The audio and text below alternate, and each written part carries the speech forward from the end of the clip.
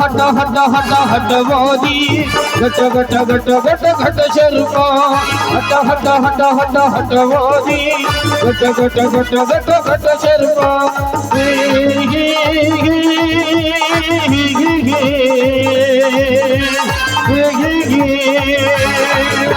ಅಣ್ಣಾನನ ಊರು ಅಣ್ಣಾನನ ಹೆಸರು ನನ್ನ ಕಲ್ಪತು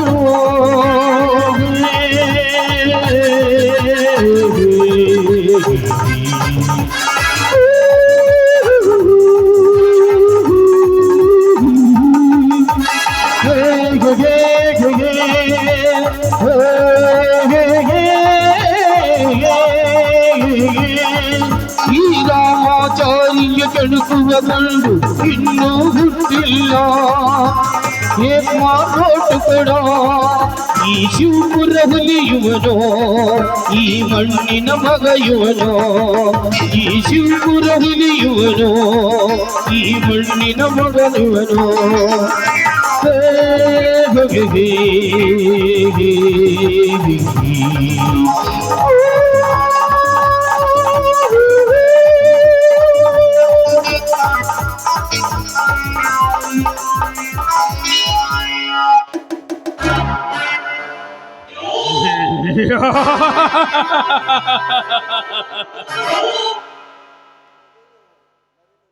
ನವಿಲು ನೃತ್ಯದ ನರ್ತಕಿ ಹೊಂಬೆಳಕು ಹರ್ಷಿದ್ದಾಳೆ ಎನ್ನ ಭಾವನೆ ಎಂಬ ಬೃಂದಾವನದಲ್ಲಿ. ಅರ್ಪಣ ಸದಾ ಸುಳಿಯುತ್ತಿರುವೆ ನನ್ನ ಕನಸಿನ ಲೋಕದಲ್ಲಿ. ಆ ರಂಬೆ ಓರ್ವಶಿ ಮೇನಿಕೆರ ಸೊಬಗು ಸೌಂದರ್ಯ ಬ್ರಹ್ಮ ನಿನ್ನಲ್ಲಿಯೇ ಅಳವಡಿಸಿದ್ದಾರೆ.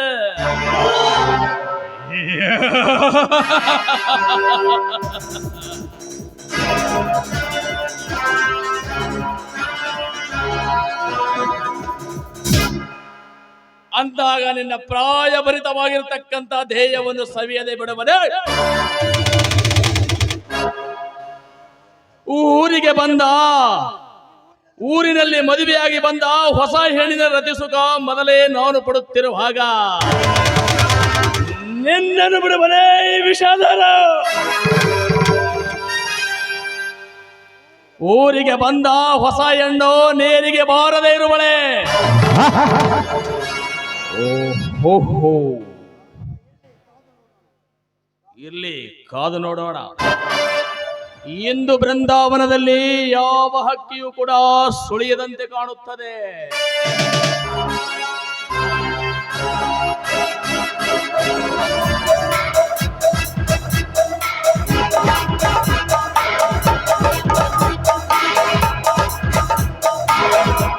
ಓಹೋ, ನೆನೆದವರ ಮನದಲ್ಲಿ ಎಂಬಂತೆ ಅರ್ಪಣ ಇದೇ ಹಾದಿ ಹಿಡಿದು ಬರುತ್ತಿದ್ದಾಳೆ. ಬರಲಿ, ವಿಚಾರಿಸೋಣ. ಓಹೋ,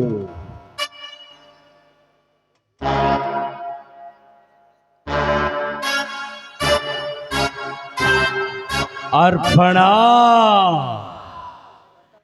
ಇದೇ ಹಾದಿ ಹಿಡುತ್ತಾ ಬರ್ತಾಳೆ. ಬರಲಿ.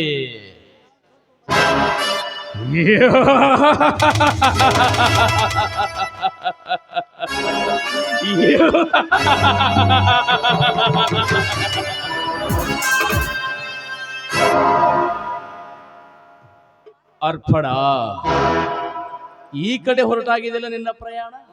ವಿಷಯದ ನೀನಾ? ನೀರು ತರೋದಕ್ಕೆ ಹೊಂಟಿದೆ. ಅದಿರ್ಲಿ, ನೀನೇ ಕೇಳಿ. ಅರ್ಪಣ, ನಾನು ಪ್ರೀತಿಸಿದ ಹೆಣ್ಣು ನೀನು. ನಿನ್ನನ್ನು ನನ್ನ ಬಾಳ ಸಂಗಾತಿಯನ್ನಾಗಿ ಮಾಡಿಕೊಳ್ಳಬೇಕೆಂದ ಕನಸು ನೊಚ್ಚು ನೂರು ಮಾಡಿದೀಯ. ನಾನು ನಿನ್ನನ್ನು ಹೆಂಡತಿಯಾಗಿ ಸ್ವೀಕಾರ ಮಾಡಿಕೋಬೇಕಂತ ಅಂದರೆ ನನ್ನನ್ನು ಮೋಸ ಮಾಡಿ ಹೊರಟು ಹೋದೀಯ. ಮೋಸ? ನಾನೇನು ನಿನಗೆ ಮೋಸ ಮಾಡಿದೆ? ಹಾಗಾದರೆ ನಾನು ನಿನ್ನನ್ನು ಪ್ರೀತಿಸಿಲ್ಲವೇ? ನೀನು ನನ್ನನ್ನು ಪ್ರೀತಿಸಿರಬಹುದು, ಬಟ್ ನಾನು ನಿನ್ನನ್ನು ಯಾವತ್ತೂ ಪ್ರೀತಿಸಿಲ್ವಲ್ಲ.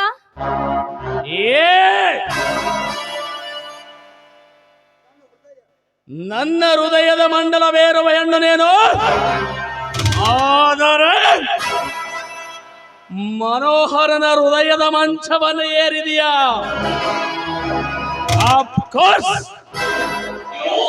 ನಿನಗೆ ನೋಡಿದರೆ ನನಗೆ ಯಾಕೋ ವೇದನೆಯಾಗುತ್ತಿದೆ. ವೇದನೆ ಯಾಕೆ? ಅಂಥದ್ದು ನನಗೇನಾಗಿದೆ? ಹೊಚ್ಚು ಹೊಡೆಗೆ ಅರ್ಪಣ, ನೀನು ಹೊಚ್ಚು ಹೊಡೆಗೆ ಏನಾಗಿದೆ?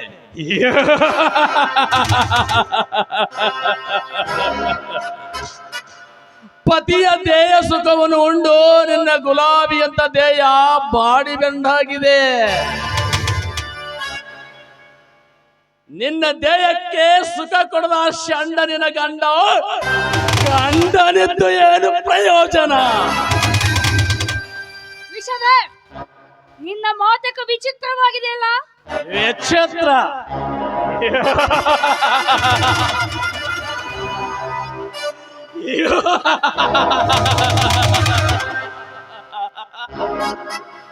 ವಿಚಿತ್ರ ಕತ್ತೆಗೆ ಕಸ್ತೂರಿ ವಾಸನೆ ವಿಚಿತ್ರವಾಗಿಯೇ ತೋರುತ್ತದೆ. ಅರ್ಪಣ, ನಾನು ಹೀಗೆ ಹೇಳುತ್ತೇನೆಂದು ಸರ್ವಥಾ ತಪ್ಪು ಭಾವಿಸಬೇಡ. ಬೇಲೂರಿನ ಶಿಲಾಬಾಲಕೆಯಂತೆ ತುಂಬಿ ತುಳುಕುತ್ತಿವೆ ನಿನ್ನ ಅಂಗಾಂಗಗಳು. ಪರಪುರುಷನ ಜೊತೆ ಮಲಗಿಕೊಂಡು ನಿನ್ನ ಕಾಮತೃಷೆಯನ್ನು ತೀರಿಸಿಕೊಳ್ಳುವುದರಲ್ಲೇ ತಪ್ಪೇನಿದೆ? ದೂರ ಸರಿ ಆಚೆ ಚಾಂಡ. ಸುಂದರೇ, ಹಾಲಿನ ಹೊಳೆಯಂತಿರುವ ನನ್ನ ಸಂಸಾರದಲ್ಲಿ ಹುಳಿ ಹಿಂಡಿ ಮೋಜು ನೋಡ್ಬೇಕು ಅಂತ ಹೊಂಚು ಹಾಕಿಕೊಳ್ತಿದ್ದೇನೋ ಅಧಮ. ಈ ನಿನ್ನ ದುರ್ನಡತೆ ನಿನ್ನ ಹತ್ರನೇ ಇರಲಿ. ಬೇರೆ ಹೆಂಗರಿಗೆ ಹಣದಾಸೆ ತೋರಿಸಿ ಅವರ ಮನವೊಲಿಸಿದಂತೆ ಈ ನಿನ್ನ ಕಾಮದ ನಾಟಕವನ್ನ ನನ್ನ ಮುಂದೆ ಪ್ರದರ್ಶಿಸಬೇಡ. ಏ ಹೆಣ್ಣೆ, ನಾನು ಹೇಳುತ್ತಿರುವುದು ನಿನ್ನ ಸುಖಕ್ಕಾಗಿ. ಇದರಲ್ಲಿ ನನ್ನದೇನು ದುರುದ್ದೇಶವಿಲ್ಲ. ನೋಡು ಅರ್ಪಣ, ಜೀವನದಲ್ಲಿ ಯೌವನ ಬರುವುದು ಒಂದು ಸಾರಿ, ಎರವಾಗಲು ಸುಖ ಪಡಬೇಕು ನಾರೇ. ನೀನಾಗಿಯೇ ಸುಖ ಕೊಟ್ಟರೆ ಒಳಿತು, ಇಲ್ಲವಾದರೆ ನನ್ನ ಕೈಯವರೇ ನಿನ್ನ ಒಟ್ಟ ಸೀರೆಯನ್ನು ಕಳಿಸಿ ಬರೀ ಬತ್ತಲೆಯಲ್ಲಿ ಕೋಮ ತೃಪ್ತಿ ತೀರಿಸಿಕೊಳ್ಳದೆ ಹೋದರೆ.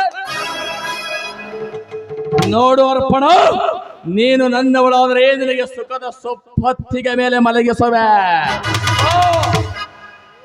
ಮಧಾಂಗ, ನನ್ನ ಸುಖ ದುಃಖವನ್ನ ನೋಡೋದಕ್ಕೆ ನೀನ್ಯಾರೋ? ಓಯ್, ನಿನ್ನ ಕ್ಷುಲ್ಲಕ ಹಣದಾಸೆಗಾಗಿ ನನ್ನ ಗರತಿತನವನ್ನ ಮಾಡಿಕೊಳ್ಳುವಂತ ಹೇಸಿ ಹೆಣ್ಣು ನಾನಲ್ಲ. ದೇವರಂತ ನನ್ನ ಪತಿಗೆ ವಂಚಿಸಿ ಹಾದದ ಹೊರವನ್ನು ಹೊತ್ತು ನಾನು ಯಾವ ನರಕಕ್ಕೆ ಹೋಗಲು?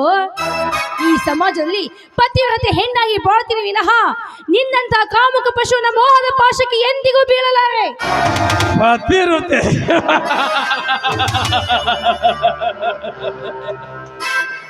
ಪತಿವ್ರತೆ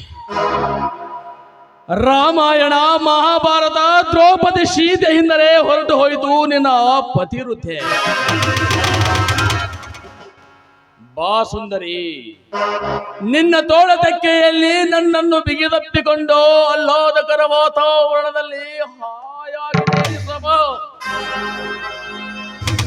ಮುಟ್ಟಾಳ, ಒಂದು ಹೆಣ್ಣಿನ ಬೆಲೆ ನಿನ್ನಂತ ನೀಚ ನಾಯಿಗೇನೋ ಗೊತ್ತು? ಓಯ್, ಒಂದು ಹೆಣ್ಣಿಗಾಗಿ ಪರಿತಪಿಸಿದ ರಾವಣ ಏನಾದ ಅಂತ ಗೊತ್ತಾ? ದ್ರೌಪದಿಗಾಗಿ ಹೆಣೆಗಾಗಿದ್ದ ಆ ಕೀಚಕ ದುಶ್ಯಾಸನ ಸ್ಥಿತಿ ಏನಾಯ್ತು ಅಂತ ಗೊತ್ತೇನೋ? ಹೆಣ್ಣು ಅಂದ್ರೆ ಸುಲಭವಾಗಿ ಕೈಗೆ ಸಿಗುವ ಹಣ್ಣು ಅಂತ ತಿಳ್ಕೊಂಡಿದ್ದೇನೋ ಕಾಮ ಪಶುವೆ?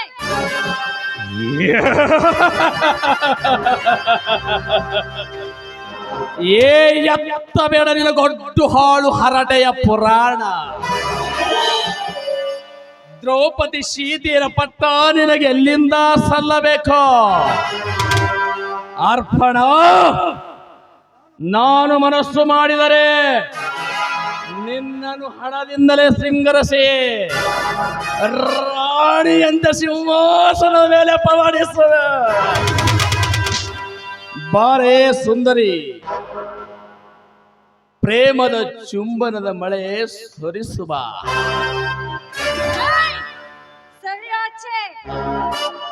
ಮುಟ್ಬೇಡ ನನ್ನನ್ನ. ಏನು ಅಂದೆ? ನಿನ್ನ ಹಣದಲ್ಲಿ ನನ್ನನ್ನ ತೇಲಾಡಿಸ್ಬಿಡ್ತೀಯ. ನೀನ್ ಕೊಡ ಹಣ ನನ್ನ ಗಂಡನ ಕಾಲಲ್ಲಿರುವ ಚಪ್ಪಲಿಗೆ ಸಮಾನ ಕಣೋ. ಹಣದಾಸರಾಗಿ ಘನವಾದ ಮಾನವನ್ನ ಮಾಡ್ಕೊಳ್ಳಂತ ಹೇಸಿ ಹೆಣ್ಣು ನಾನಲ್ಲ ಕಣೋ, ಗಂಡುಳ್ಳ ಗರತಿ. ನನ್ನ ಗಂಡನಿಗಾಗಿ ಗರತಿಯಾಗಿ ಬಾಳ್ತೀನಿ ಈ ಸಮಾಜದಲ್ಲಿ ವಿನಃ ನಿನ್ನಂತ ಹಣದ ಆಸೆಗೆ ಎಂದಿಗೂ ಮಾನ ಮಾಡ್ಕೊಳ್ಳೋದಿಲ್ಲ. ನಾನು ಗರತಿ ಕಣ, ನಾನು ಗಂಡುಳ್ಳ ಗರತಿ. ಗರತಿ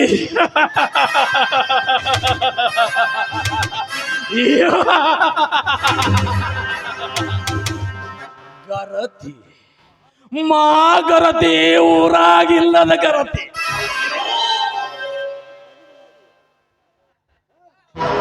ಗರತಿ ಎಂಬ ಶಬ್ದ ಇಂದು ಸಮಾಜದಲ್ಲಿ ಎಷ್ಟು ಪವಿತ್ರವಾಗಿದೆ ನಿನಗೆ ಗೊತ್ತಾ? ಮದುವೆಯಾಗಿ 2-3 ಮಕ್ಕಳು ಹಡೆದರೂ ಕೂಡ ಪರಪುರುಷರ ಜೊತೆ ಮಲಗುವ ಮಿಂಡೆರು ತುಂಬಿದ್ದಾರೆ ಇಂದಿನ ಸಮಾಜದಲ್ಲಿ. ನಿನ್ನಂತ ಗರತಿನ ಸಾಲಿನ ಸೋಗಿನಲ್ಲೇ ಗಂಡನನ್ನು ಕೆಲಸಕ್ಕೆ ಕಳಿಸಿ ಮೆಂಡನ ಜೊತೆ ಆದರ ಮಾಡುವ ಸೂಳೆರು ತುಂಬಿದ್ದಾರೆ ಇಂದಿನ ಸಮಾಜದಲ್ಲಿ. ನಿನ್ನಂತ ಗರತಿಯ ಸಾಲಿನಲ್ಲಿ ತಾಯಿಯನ್ನು ತವರು ಮನೆಗೆ ಕಳಿಸಿ ತಂದೆ ಜೊತೆ ಕಾಮ ಚೆಲ್ಲಾಟ ಆಡುವ ಮೆಂದಿಯರು ತುಂಬಿದ್ದಾರೆ ಇಂದಿನ ಸಮಾಜದಲ್ಲಿ. ಏಯ್, ನೀನು ಗರತಿಯ ಗರತಿ ಎನ್ನುವುದು ನಿನ್ನ ಮುಖಕ್ಕೆ ಹೊಲಸು ನಾಯಿ. ಸಾಕು ನಿಲ್ಲಿಸ ನಿನ್ನ ಮಾತುಗಳನ್ನ. ನಿನ್ನ ಅಕ್ಕ ತಂಗಿ ತಾಯಿಯ ಮುಂದೆ ಇದೇ ರೀತಿ ಮಾತಾಡ್ತೀಯೇನೋ? ಮರ್ಯಾದೆ ಕೊಟ್ಟು ಮಾತಾಡಿದ್ರೆ ಆ ಮರ್ಯಾದೆಯನ್ನು ಉಳಿಸ್ಕೊಳ್ಳುವಂತ ಯೋಗ್ಯತೆ ಇರಬೇಕು. ನಿಜ, ಮಾನವನ ಮಾರ್ಕೊಂಡು ಈ ಸಮಾಜದಲ್ಲಿ ಸ್ತ್ರೀಯರ ಮಾನವನೇ ಕಳೆಯುವಂತ ಹೆಣ್ಣುಗಳು ಸಾಕಷ್ಟು ಜನ ಇದ್ದಾರೆ. ಆದ್ರೆ ಎಲ್ಲರ ಅಂಥವರೇ ಇದ್ದಿದ್ರೆ ಇವತ್ತು ಈ ಜಗತ್ತೇ ಬದುಕ್ತಾ ಇರಲಿಲ್ಲ. ಸೂರ್ಯ ಚಂದ್ರ ಉದಯಿಸಿ ಈ ಜಗತ್ತಿಗೆ ಬೆಳಕನ್ನೇ ನೀಡ್ತಾ ಇರಲಿಲ್ಲ. ಮನುಷ್ಯ ಪ್ರಾಣಿ ಈ ಭೂಮಿ ಮೇಲೆ ಬಾಳಿ ಬದುಕ್ತಾ ಇರಲಿಲ್ಲ. ಕಾಮುಕ, ನಿನ್ನಂತ ಕಾಮುಕರ ಕಣ್ಣಿಗೆ ಈ ಜಗತ್ತು ಕೆಟ್ಟದಾಗಿ ಕಾಣ್ತಿರಬಹುದು ನಿಜ. ಆದ್ರೆ ಈ ಜನರ ಕಣ್ಣಿನಲ್ಲಿ ಇದೊಂದು ಆದರ್ಶ ತುಂಬಿದ ಸಮಾಜ ಕಣೋ. ಇದೊಂದು ಆದರ್ಶ ಸಮಾಜ. ಆದರ್ಶ ಸಮಾಜ.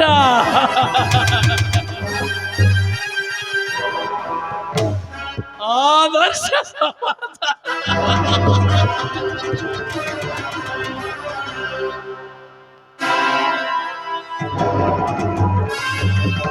ಅರ್ಪಣ. ದೇಶದ ಆಡಳಿತ ತಮ್ಮ ಕೈಯಲ್ಲೇ ಇದೆ ಎಂದು ದೇಶವನ್ನೇ ನುಂಗಿ ಹಾಕತಕ್ಕಂತ ಹಂದಿಗಳೆಷ್ಟಿಲ್ಲ ಇಂದಿನ ಸಮಾಜದಲ್ಲಿ. ಬಿಳಿಯ ಬಟ್ಟೆಗಳನ್ನು ಧರಿಸಿ ರಾಜಕಾರಣಿಗಳು, MLAಗಳು, MP ಗಳು, ಮಂತ್ರಿಗಳು ಬಿಳಿಯ ಬಟ್ಟೆಗಳನ್ನು ಧರಿಸಿ ತಮ್ಮ ಹಣದ ಆಶೆಗಾಗಿ ದೇಶವನ್ನು ಕೊಳ್ಳೆ ಹೊಡೆಯುತ್ತಿರತಕ್ಕಂತ ಹಂದಿಗಳೆಷ್ಟಿಲ್ಲ ಇಂದಿನ ಸಮಾಜದಲ್ಲಿ. ಸಮಾಜ ಸಮಾಜ ಸಮಾಜ ಎಲ್ಲಿರುವುದು ನಿನ್ನ ಹಾಳು ಬೀದಿಯ ಸಮಾಜ.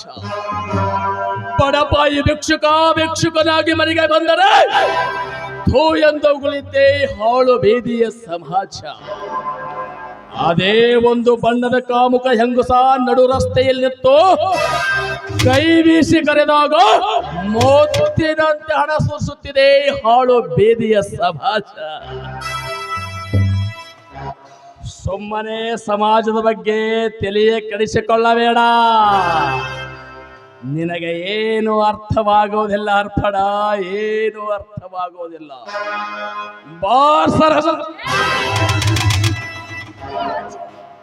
ಇನ್ನೊಂದ್ಸಾರಿ ನನ್ನ ಮೈ ಕೈ ಮುಟ್ಟದಕ್ಕೆ ಬಂದಿದ್ದೆ ಆದ್ರೆ ನಿನ್ನ ರಕ್ತವನ್ನ ಕುಡಿದು ರೋಣಚಂಡಿ ಹೋಗಿ ನಿನ್ನ ರುಂಡವನ್ನ ಚಂಡಾಡಿ ಬಿಡ್ತೀನಿ. ಎಚ್ಚರವಾಗಿರು.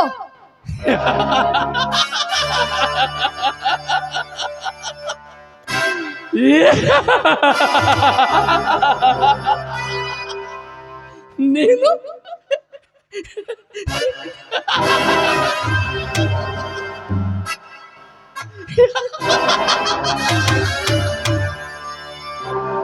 ನೀನು ನನ್ನ ರಕ್ತ ಕುಡಿತೀಯ. ಏನು ವಿಚಿತ್ರ ಮಾತನಾಡುತ್ತೆ.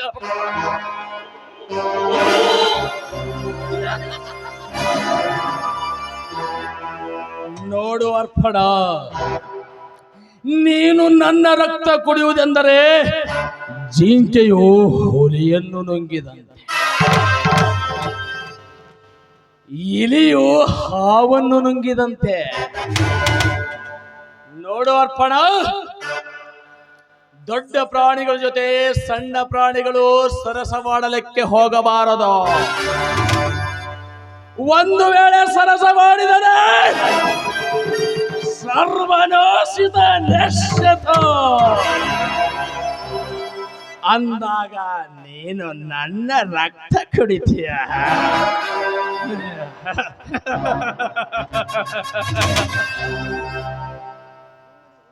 ಮದಾಂಧ, ಒಂದು ಹೆಣ್ಣಿನ ಮಹಿಮೆ ನಿನ್ನಂಥ ಕತ್ತೆಗೇನೋ ಗೊತ್ತಾಗ್ಬೇಕು. ಹೆಣ್ಣು ಒಲಿದರೆ ನಾರಿ, ಮುನಿದರೆ ಮಹಾಮಾರಿ ಅಂತ ಶುಂಭ ನಿಶುಂಭರನ್ನೇ ಕ್ಷಣದಲ್ಲಿ ಸಂಹಾರ ಮಾಡಿ ಶಾಂಭವಿಯಾದ್ಲು. ಮಹಿಷಾಸುರನನ್ನೇ ಮರ್ದನ ಮಾಡಿದ್ಲು. ಓಯ್ ಹುಚ್ಚ ನಾಯಿ, ಬೆಕ್ಕು ಬೇಟೆಯಾಡಿ ಇಲಿಯನ್ನ ತಿನ್ನಬಹುದೇ ವಿನಃ ಹುಲಿಯನ್ನ ತಿನ್ನೋದಕ್ಕೆ ಸಾಧ್ಯವಿಲ್ಲ. ಮುಂಗಸಿ ಎಂದಾದರೂ ಹಾವಿನ ಸ್ನೇಹ ಬಯಸಬಹುದೇ? ಕಾಮದ ಪಶುವೆ, ಒಂದು ಅಬಲೆಯಾದ ಹೆಣ್ಣಿನ ಮೇಲೆ ಕಾಮದ ಕಣ್ಣು ಹಾಕ್ತಾ ಇದೆಯಲ್ಲ, ನಾಚಿಕೆ ಆಗೋದಿಲ್ವೇನೋ ನಂಜೆಯದ ನಾಯಿ?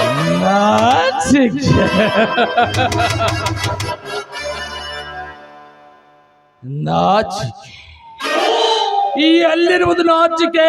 ಎಂತದ್ದು ಇರುವುದು ಆ ನಾಚಿಕೆ? ಆ ನಾಚಿಕೆಯನ್ನು ಬ್ರಹ್ಮನಲ್ಲಿ ಇದ್ದಿದ್ದೆ ಆದರೆ ನಿನ್ನನ್ನು ಅಂಗಾಲ ಹಿಡಿದು ನೆತ್ತಿಯವರಿಗೆ ನಾಚಿಕೆ ಬೆಟ್ಟ ಕಟ್ಟದಿರಬೇಕಲ್ಲವೇ? ಆ ಬ್ರಹ್ಮನಿಗೆಲ್ಲದ ನಾಚಿಕೆ ನನಗೆಲ್ಲಿಂದ ಬರಬೇಕು ನಾಚಿಕೆ? ಹೊಚ್ಚ ಸೋಳೆ, ಬೇಗನೆ ಬಾ ನನ್ನ ಸರಸ ಸಲ್ಲೋಪಕ್ಕೆ.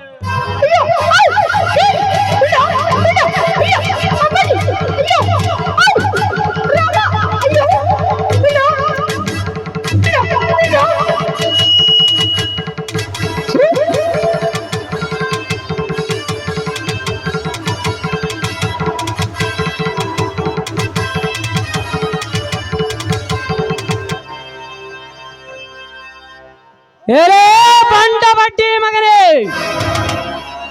ಎಂತ ಕೆಲಸಕ್ಕೆ ಕೈ ಹಾಕಿದೆಯೋ ಕತ್ತೆ? ಕಾಮದ ಪಿತ್ತ ನೆತ್ತಿಗೇರಿದ ನಾಯಿ, ನನ್ನ ಅತ್ತಿಗೆಯನ್ನು ಬಲಾತ್ಕರಿಸಲು ಬಂದೆಯಾ? ನಿನ್ನೆಲೆಯನ್ನು ಸೀಳಿ ರಕ್ತ ಕುಡಿದು ಬಿಟ್ಟೇನ ಪಸುವೆ.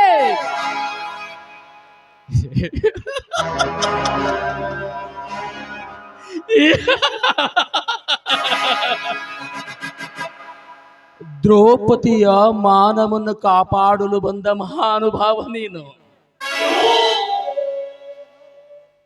ವಿಷಧರ, ಹೆಚ್ಚಿಗೆ ಮಾತನಾಡಿದರೆ ನುಚ್ಚು ನೂರಾಯಿತು ಈ ನಿನ್ನ ದೇಹ. ಯಾರು ಇಲ್ಲದ ಸಮಯದಲ್ಲಿ ನನ್ನ ಅತ್ತಿಗೆಯನ್ನು ಬಲಾತ್ಕರಿಸಲು ಬಂದೆಯಾ? ಹೇ ಗೋಮುಖ ವ್ಯಾಘ್ರ, ಹಾಲು ಕುಡಿಯುವ ಬೆಕ್ಕು ಕಣ್ಣು ಮುಚ್ಚಿಕೊಂಡು ಹಾಲು ಕುಡಿಯುವಾಗ ಇಡೀ ಪ್ರಪಂಚವು ಕೂಡ ತನ್ನಂತೆ ಕಣ್ಣು ಮುಚ್ಚಿದೆ ಎಂದು ತಿಳಿದುಕೊಳ್ಳುತ್ತದೆ. ನಿಮ್ಮಂತ ಕಾಮುಕ ವ್ಯಾಘ್ರಗಳಿರುವುದರಿಂದಲೇ ಇಂದಿನ ಸಮಾಜದಲ್ಲಿ ಎಷ್ಟೋ ನಾರಿಯರ ಬಾಳು ಹಾಳಾಗಿರುವುದು. ನಿನ್ನ ರುಂಡವನ್ನು ನನ್ನ ಅಣ್ಣನ ಗೆಳೆಯನೆಂದು ನಿನಗೆ ಸೋಮನೆ ಬಿಟ್ಟಿದ್ದೇನೆ. ಛೇ, ಈ ಸಮಯದಲ್ಲಿ ಮಾತನಾಡುವುದು ವ್ಯರ್ಥವೇ ಸರಿ. ಏಕೆಂದರೆ ಪ್ರಕರಣ ಎತ್ತದಿಂದ ಎತ್ತ ಕಡೆ ಸಾಗುತ್ತಿದೆ. ಮಧುಚಂದ್ರ, ನೀನು ನನ್ನನ್ನು ಕೆಣಕಲು ಬಂದೆಯಾ? ಮಲಗಿದ ಹೆಬ್ಬುಲಿಯನ್ನು ಬಲಗಾಲಿನಿಂದ ಬಡಿದೆಬ್ಬಿಸಿದೆಯೋ? ನೇನು ಮುಟ್ಟಿದ್ದು ನೇನು ಮೆಟ್ಟಿದ್ದು ಏ ಮುಳ್ಳಿನ ಘಟ ಸರ್ಪ. ನೋಡು ಈ ವಿಷ ಸರ್ಪದ ಸೇಡಿನ ಜ್ವಾಲೆ.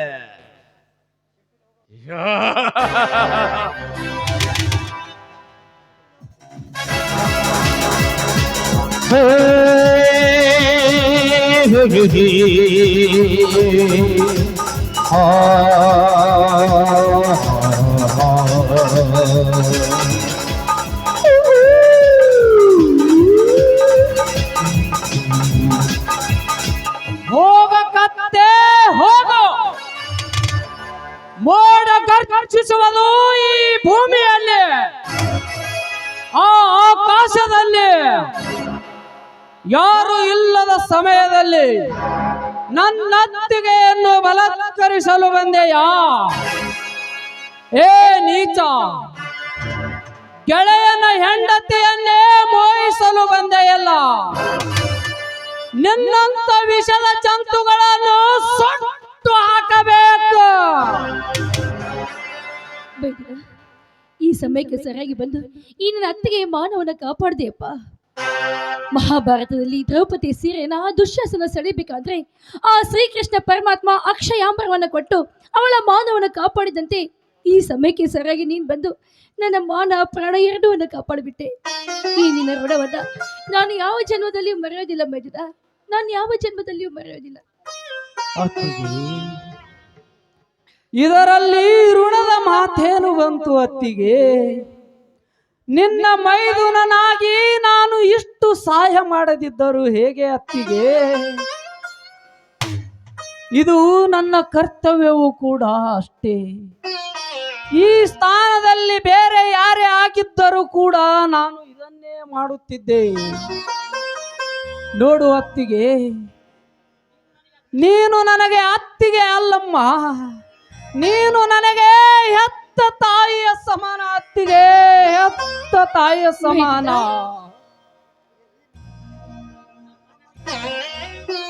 ಇರ್ಲಿ, ನಮ್ಮ ಅಣ್ಣನಿಗೆ ಹೇಳಿ ಆ ವಿಷ ಜಂತುವನ್ನು ತಕ್ಕ ಬುದ್ಧಿ ಕಲಿಸುತ್ತೇನೆ.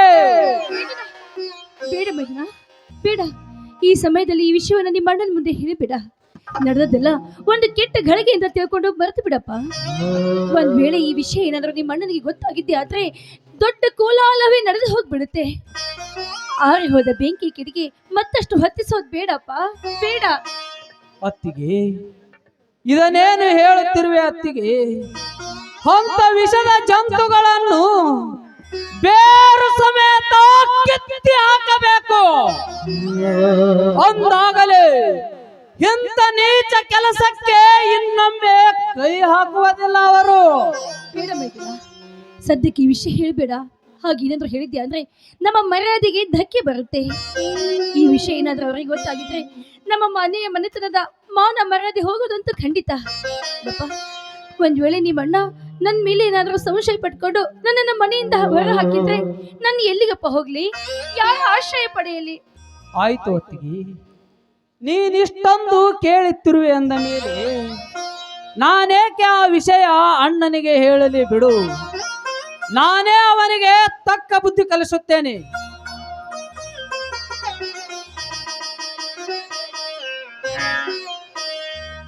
ಅತ್ತಿಗೆ, ಏನಾಯಿತು ಅತ್ತಿಗೆ? ನಿನಗೆ ಏನಾಯಿತು?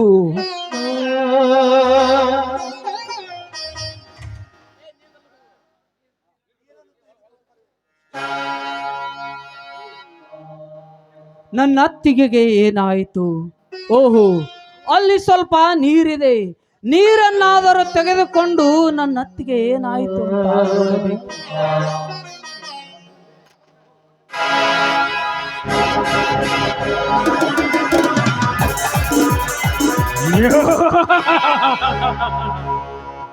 ವಿಷದ ಘಟ ಸರ್ಪವನು ಮೆಟ್ಟಿದ ಕಪಿಗೆ ತಕ್ಕ ಬುದ್ಧಿ ಕಲಿಸಿವ.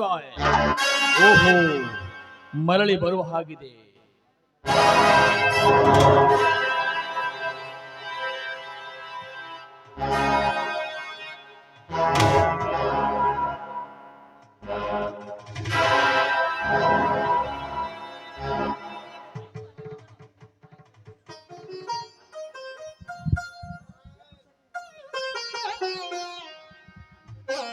ಅತ್ತಿಗೆ ಏನಾಯಿತಮ್ಮ ಅತ್ತಿಗೆ ನಿನಗೆ ಏನಾಯಿತಮ್ಮ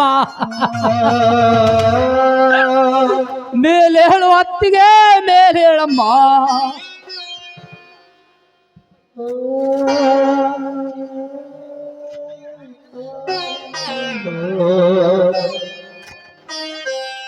ಯಾಕ ಗೊತ್ತಿಲ್ಲ, ಕಳೆಗೆ ಸುತ್ತು ಬಂದಂತಾಗಿ ಮೂರ್ಛೆ ಹೋಗಿ ಬಿದ್ಬಿಟ್ಟೆಪ್ಪ.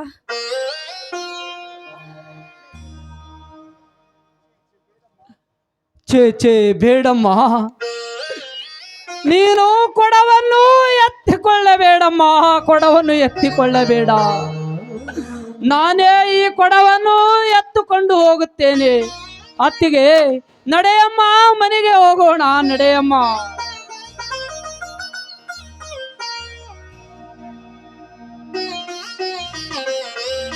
ತಾಯಿ ಇಲ್ಲದ ತವರ ನೆನೆಯಬೇಡಮ್ಮ ಮಗಳ